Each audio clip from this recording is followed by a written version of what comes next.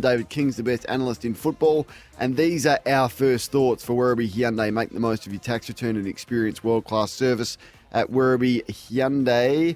The Dogs kept their season alive by a goal just at the MCG. Luke Beveridge is their coach. Here he is post-match. We've had some monumental wins over the course of my time with the club, and this is one of the best. It really is, because three-quarter time the game had gone south. So for the boys just to settle themselves at three-quarter time and to work through the game, and they hit the front again, I just think it's outstanding. It's really important for us. Really grateful for everyone's contributions, and we fight on.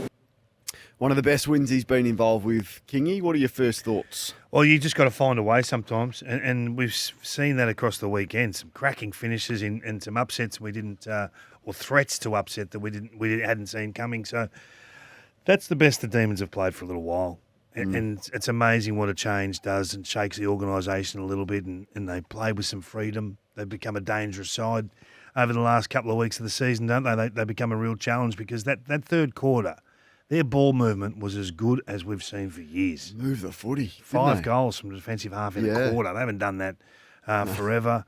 And it was, in the end, it was a really mature, strong comeback from the Dogs. And I know it's easy to take the negative angle, and they shouldn't have been in this position, all those sorts of things. But sometimes the opposition just bring a level of energy and investment that's hard to stop. It's hard to compete against. Star power. Yeah. You can't buy it. Like that was what it was for the Dogs. Their star power stood up. Richards is The Red Diamond. Why? What about his numbers? Richards yesterday, and some of the stuff that he did, his ability just to keep his feet strong in the contest, get in and out of traffic, make the right decisions. He's a flawless footballer, Ed Richards. He's a star. We know that. But 15 score involvements, 14 clearances. Has he ever had 14 clearances before? I doubt it. 2 goals, 2 big goals, and a couple of times just the composure that he played with. Bontempelli does what Bontempelli does, and then Sam Darcy's last quarter. Like that, and to be fair, Aaron Norton on the first gamer was terrific right from the start. It wasn't just the first game. The authority in which Norton's playing at the moment. But it helps. I mean, it helps when Lever and May aren't there, and you're on a first gamer. But it was a strange, really strange. But if you look call. at the way that he got his goals, it often wouldn't have mattered who was really against him. I think you got to recognise the form that this guy's in.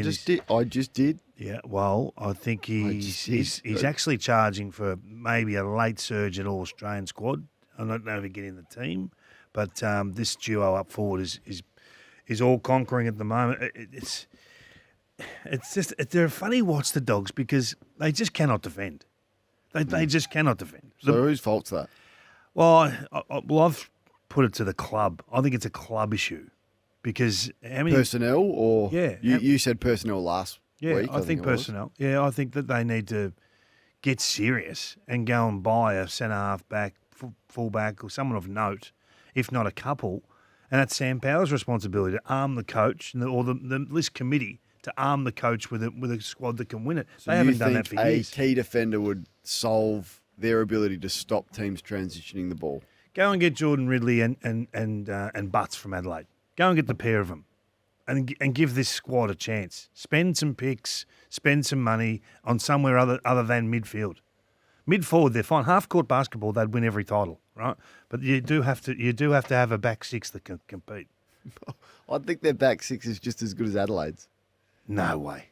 No, you've been saying that for... Worrell's a better player than anyone at the Dogs in the back half. Worrell already is a better player.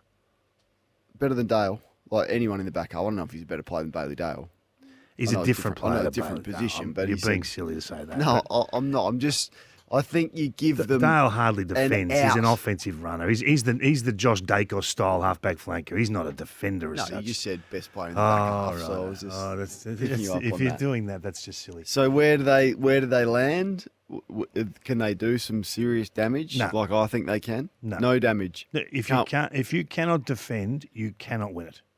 So you give the coaching department a complete out on their defensive strategies. No, they could change. They could change the way they play. They could play slower. Because this has been an issue for a long, long time, regardless of the personnel. But at the end of the day, you're not winning it with this back six. You're just not. Yeah.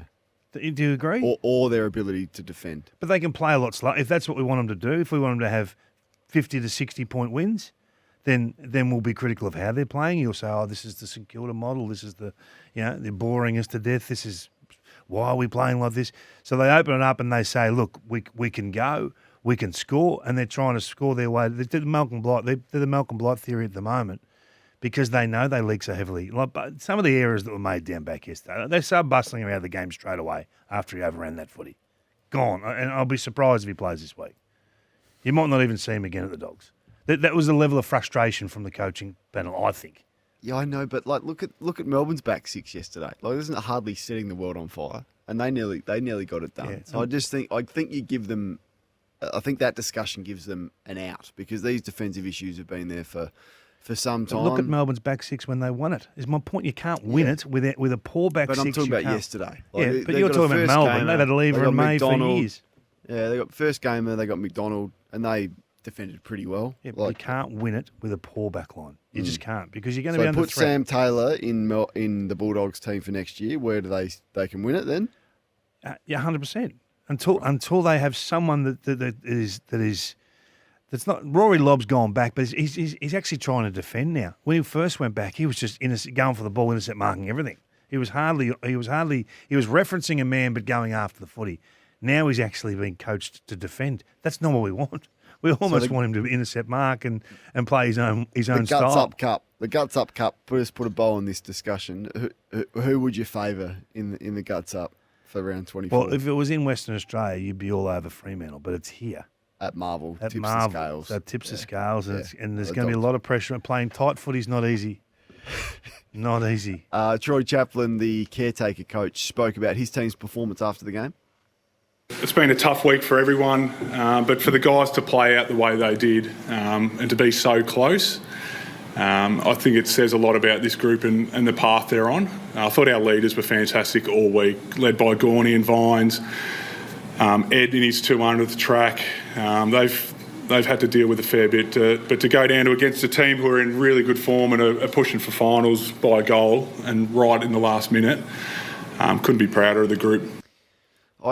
Did a good job. He did a very good job and very impressive. And I think it was a smart move to him to say straight away, I don't want the job. And he spoke about that after the game. But the ass-kissing of the Melbourne players just goes to extreme levels. It really does. This has been treading on eggshells with these players. And once again, even a new coach is just pandering to the senior players of Melbourne. Of course, you want them to lead well. That's what they're paid to do. I just think, like, they're so... It feels to me, it's just completely outside that the Melbourne hierarchy are petrified of offending any of the Melbourne senior players.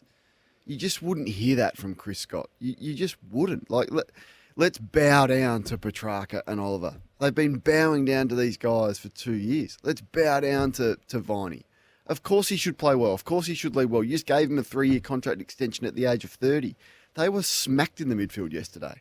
Gawn, Petrarca, Viney, Pickett smashed in the midfield from centre bounce. That's the difference in the game. So I don't know if they did get it done on field when they needed to, as good as the team performance was. But I hope the new coach is willing to challenge hard the behaviours of the senior players at Melbourne, because for too long they've been kissing the feet of those players, and that's what hurt Simon Goodwin, and Troy Chaplin's just done exactly the same thing. Love this discussion, right? Love this discussion. So the coach they're going to get, so there's two options here. He walks in and says, I'm turning the page. Out Oliver, out Petrarca, out Fritsch, and massage a few others, right? And try and go young or get some picks in. And probably doesn't get the job, because Brad Green told us they're a finals team, right? Correct. So the other option is you come in and you say, no, I love Petrarca and I love Oliver and I'm going to charge on with these guys, and to get the job, to be the senior coach. You'll get the job, but does it bring you closer to a flag? What's the best move for the club? And you're right. They're the exact two scenarios that any coach going for this job is going to be asked. So I suspect it's going to be the latter. Someone that wants the job will be saying that. No, I want to Nathan Buckley back. has power to go either way, doesn't he?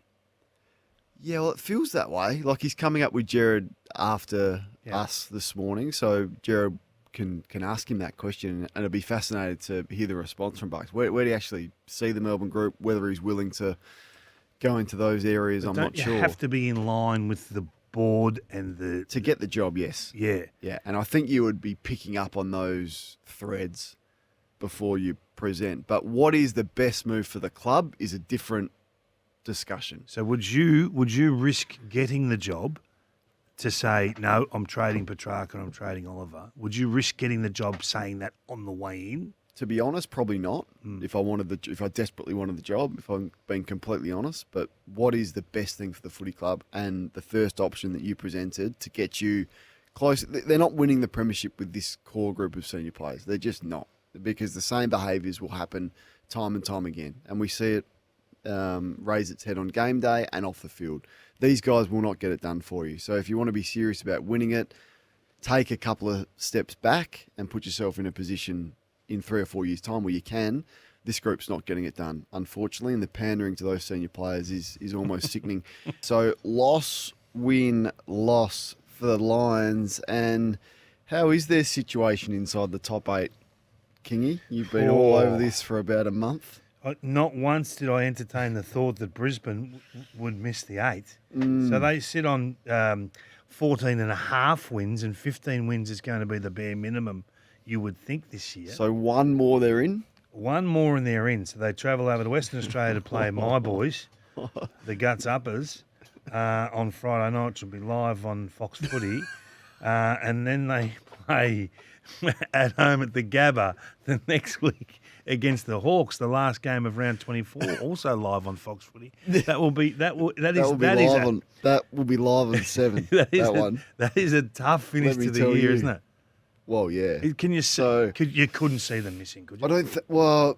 You couldn't. I don't think so. I think I think what they have done as a group is respond pretty well when they've needed to, and Chris Fagan has been a very steady hand in that and hasn't overreacted to the losses. But it was almost like you were just waiting for them to click into gear, and they just couldn't. Now, Dean Cox is going to join us a little bit later on. We'll find out some of the tactics that he used to take away some of their weapons, and they had a guy called Heaney who destroyed them. Yeah, stick with the Brisbane point of view for a moment, right? Because for months I've heard that no, life after Joe's fine, life after Joe's this, life after Joe's that. So they have 65 inside 50s and couldn't win a contest in their forward line. So of the 29 contested possessions that were won by either side, Sydney won 21 of them in their defensive 50. They smashed them. They just wanted it a little bit more. Now, you can say there's some system in that. Of course there is. But at the end of the day, as a forward, you have to win your own ball. That's why they're always our best players. They play forward of centre because they just cold beat people. So Morris only wins 1. Archie it wins 3. Hipwood wins 1. Look, there's if you can't win it inside the forward 50, it changes everything with the How many Lions. for Cameron? How many for Charlie Cameron? Because he looked like he did not want to be there. How many do you reckon? Well, 0. And a few free kicks against and a 50-metre penalty, and the worst body language I've seen for a long time with Charlie. So you just, if you have that level of performance from your forward 50, you do a lot of defending. So they did a great job to get that volume of inside 50s. But it's a tough correction. That's a hard one to correct. Yeah, like Chris is so loyal to his players, isn't he? And has been for a long time. And to his credit, got the results, because I wouldn't have been as patient with Cam Rayner earlier last year. I certainly wouldn't have been as patient with Eric Hipwood at stages last year, but he backed his players in and got the ultimate reward for doing that. So there will be nothing drastic at selection. Like if you're really going to be fair, Charlie Cameron needs to go back and play some VFL footy and get himself into some touch. That won't happen because he's a loyal coach and he backs his players in to get a result. But it's getting a bit dicey now with certainly Eric Hipwood and Charlie Cameron. He'll challenge them for a better performance, obviously. He'll challenge the individual and try. And he did that after the Gold Coast game. Yeah. But how many times can you do that 1 week and then you get the response? Then can you do it the week after that? I don't know. It's sort of the effect. You might lose the effect a little bit. So is there a passion for the contest in the forward half? That's what we're looking for this week. It's a massive game. There's no. I mean, I know we're mucking around, but Friday night is a massive game. If Brisbane can get the job done, then it'll be business as usual and leave some trauma behind. But they're going to have to look at how they deliver the ball inside 50 after the weekend. Yep. Hey, I watched maybe the worst game for a while, and that was the St Kilda Richmond game. But there were some interesting side notes out of this. Teams both struggled to score. I did hear your thoughts very briefly after the game, and you touched on, and I had the same edits written down on the tactics with Nasiah, who had 21 and 400 and something metres gained in the second half, and no one went anywhere near him. Can we revisit your initial thoughts as you were watching the second half and what they did with him? And all teams have got different priorities, right? But was winning the priority for Richmond? And logic says, of course it is. Of course they want to win games. Adamuzé wants to win games. But why wouldn't they invest some time in Nasiah in the last 20 minutes of footy? The amount of times he got the double up or the triple up disposal. So 19 of his 21 were uncontested. Now that is, you can tag a percentage of those off him. And people say, oh, but no one tags. And if you want to win that game yesterday, you're tagging him in the last quarter, in the last 20 minutes. And why wouldn't you use the sub? So the game was within a goal for about 35 minutes of football. So more than a quarter. The sub comes on to give you a lift, a spark, a bit of overlap run, maybe a goal. That's why you picked that player, Steely Green, as the sub. Speed. He says, oh, he'll be fresh for next weekend. I don't really care about next weekend halfway through the third, fourth quarter of this game in the immediate, which is right in front of them, in the immediate. So this is a present. Look, you make an excellent point. I think you've hit on something, but this is a big accusation to make. No, not really, because when you are saying a coach, and they would desperately need the win and the nourishment of a win when you haven't had many and it's a young group. It's a big opinion to say, were they trying to win? And I'm not critical of that, by the way. No. Did they do absolutely everything to win? Now, yes. My point is, don't. I'm not saying they're tanking. I'm just saying he's trusting system at a point where, you know what, if this is a prelim final, is this what you're doing in a prelim? And the simple answer is, we're not talking prelims with Richmond. We're developing, and maybe he wanted to see this group find a way under their system to win the game, and that's a valid discussion. But gee, it was a big risk. Well, it's a big risk when you think of the player that Nasiah has been and what he's done. And to see and we're not even talking tags. I just think if he's in your vicinity in the middle of the ground for a centre, go and put someone near him. There was no one near him. No one. So I think when Adamuzé speaks this week, and I said last night, like, if you're the board, you're asking the question of him today. What were we doing? And this is a coach that allowed Nick Dacos to run around and do the same thing a few weeks ago with 43 and kick 3 goals or whatever those numbers were. What's he doing? I think that's a very valid question for Richmond fans, and Richmond fans may not want the wins. They may want the draft pick and the better position there. But I think if you're the board, I think a win for this young group is important, and it's a question worth asking. For the Saints side of things, 144 marks, and they just did not want to go forward. And if they did go forward, they went forward slow. So Hoyney's ball movement measure, I'm not sure what the speed of ball movement was for the Saints, but the eye would tell you it's as slow as I've ever seen. Until Nasiah said, stuff this, I'm going to go kick the ball in, then I'm going to get it again, then I'm going to run up and get it again, I'm going to get it 4 times and actually take the game on. If he leaves, their ball movement, he's the only one willing to do anything with their ball movement. They're cooked if he goes. 144 marks. Starting to feel like he's leaving. It's got that feel about it. It's got that stench. Which is devastating. I know. No, you're right. And some of these games are hard to watch. It was close, which kept you interested. Richmond had their chances late. I mean, the running it too far by McIntosh was a disaster with that one last opportunity to go in. Max Hall does some things that you just go, you know what, this guy can seriously play. I know he only has 5 touches in the last quarter, and you can easily just disregard what he's doing. But Who else? With this, if it's not Sinclair and if it's not Nasiah, who else with it? It used to be Hill and it used to be Henry. Nah, not anymore. The club will move past those 2 players. So, yeah, I don't know. I couldn't think of a more devastating decision for any one club in recent times. Yeah. Even like Hawthorn when Buddy left, such a strong club. Joey said it's their plug-a-locket moment. Yeah. And I think that's rings I think true. that's fair. But they found a way. They did. Any points of interest Yeah, or lots. concerns with the Docker? Are they too tall, Kingy? The Dockers Are they too too tall. That's a good Jai discussion. Amos didn't touch the footy until the 8-minute mark left in the quarter of the third quarter. Couldn't find it. I thought they were definitely going to sub him out. They opted to sub Dudley out. Vossi's on fire. Tracy picks himself. Jackson forward to centre looked dangerous. I'm just not sure they can play all four of them. Now, there's something about teams that find a way to win late in game, and they're doing it regularly. I think they've done it, five of the last 7 games or something. Well coached, would you say? Well, you would well have coached? to say coaching the minutes, coaching the times that matter, the moments that matter. They had a great understanding of what was required late in game. The fist punched into space at centre bounce was strategy 101. Well done to all involved there. I told you, I'm a fan. I love what Sarong is doing. When the moments are there, he's been exceptional. What are you laughing at?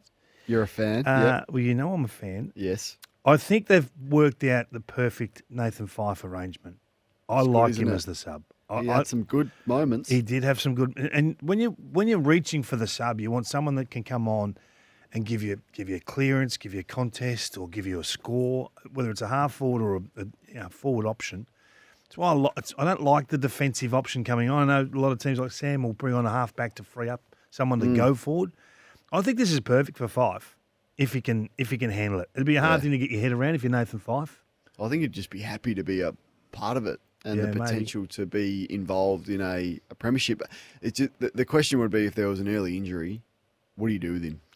Can he run out a full game? He can only play midfield. He can't go anywhere else. Cannot go anywhere on the field other than midfield. I think he's better than the next option coming in anyway. Yeah. I think and Hayden Young's the big question mark, and we'll yeah. speak to Josh Gavlich about that and the time frame for him. I just think they cannot win without it. What are your thoughts on the rising star right now? Oh, you can't tell. Well, no, Murphy you called Reid. it over. No, what are your thoughts? You called it over. Yeah, I think it's 3 over. weeks ago. You I'm said giving it's over. Yeah, and I'm giving some credit to Murphy Reid. Okay, is it still over? Yeah, I think so. I mean, if you've got a guy that's in the top 15 in the competition via the ratings, you'd have to say he's having a serious season. Murphy Reid, some of his the goal was big from outside 50 or just on 50 when they were 2.5 goals down late, and then the handball to set up another opportunity was brilliant. So we've got a good batch of kids coming through. Good pick, that one. Looks to be. He reminded me, I said during the call, there's a bit of sort of Stevie J about him. You put him in the draft camp, there's going to be nothing athletic with his profile that's going to light up in green, but get a football anywhere near him, and he's incredibly smart and clever. Quickly, do you play Amos in a final series? Oh, I think you're that far down the road that you do now. That's a yes? I think that's a yes from me, but I think the question needs to be asked about how you manage them. Just on Collingwood, we went deep on them on Friday after the Thursday night game on Friday Fireball. Have you had any further thoughts on whether this is it for them? Well, I'm just going to put a line through any team that can't defend. And if Collingwood continue to have their disruption and their disorganisation behind them, it just can't be Jeremy Howe fixes everything. That just doesn't wash with me. So until we see them gather themselves defensively, they're no chance. Same as the Dogs. Any team that can't defend, you can't compete in September. Do you disagree with that or agree with that? No, and I think they're incredibly vulnerable in that space, as much as Craig McRae told us last week that they're still the best defensive team. They're not. And I just think it's a problem when you are, and you've been big on this in the past, when you've got this many spot fires with your game this late in the season. Then it's an issue. They've got issues with their ability to move the ball and score. They've got an issue with the physical makeup of their group. They do look like it's been a long campaign. They do look tired. They do look old and slow. And this has been the case not just for 1 week, but for 3 or 4 now. And then when you can't defend and you've got so many personnel issues behind the ball, then I think they're in genuine trouble. Can you tell me what Isaac Quainer does behind the ball? We had this discussion man? on Friday, and our man Sammy Watson, who's a big Collingwood supporter, came storming in, borderline nuff. Storming in the studio, borderline. He doesn't often show that side of him, but he did on Friday morning, and he said, "Geez, you guys are harsh on Quainer. I reckon he's been good." I said, Sammy, when's the last time I was at Quaynor played a good game? How long's that been? It was almost workplace bullying what you put him through for 5 minutes. He's And then he modelling his stormed out. whole game on Isaac Quaynor. And then he stormed out. You just humiliated him. Well, they need more from Perryman. We talked about Houston, so Yep. let's just wait and see. Big challenge this Saturday night, as you know. It'll be on Yep. Fox. And they do have the benefits of the longer break, the no travel, and Adelaide a bit up against it in that space. So that's the reason why the Crows rested a few. You want to speak about the my Gold Coast Suns? Well, just watching. Have you ever seen a player? Well, and clearly you'll have some examples for me. Transform the way they play, like we're seeing with Matty Rowell. Look, he's gone from being an inside to out midfielder to now taking territory once he's out. Like he's now taking 20, 30 metre runs. This is a drastic evolution.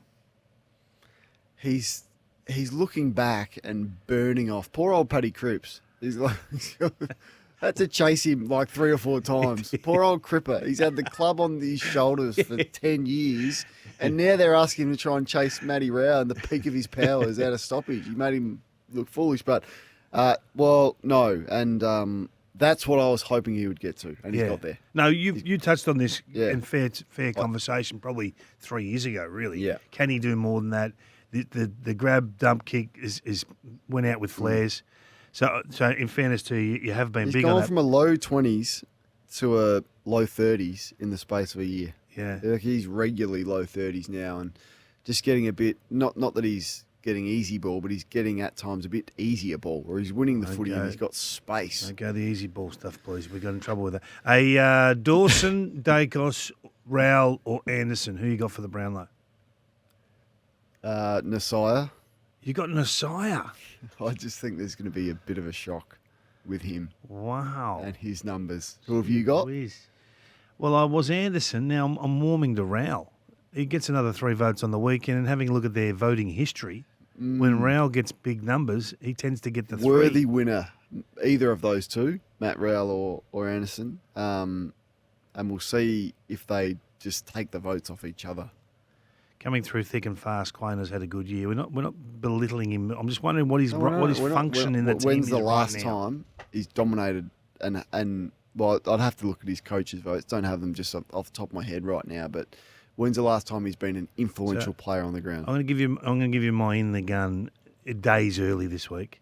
Whoever they play on Rankin is in the gun.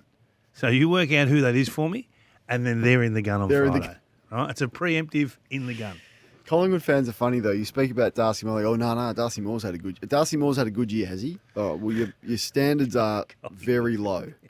The Collingwood fans, that's amazing. Like you can't mention no Darcy Moore. They've had a good day, the Pie fans. Has Darcy Moore had a good year? Is I would he- question that. Okay, all right. But the Pies fans will tell you that he's had a great year. They're very, very forgiving.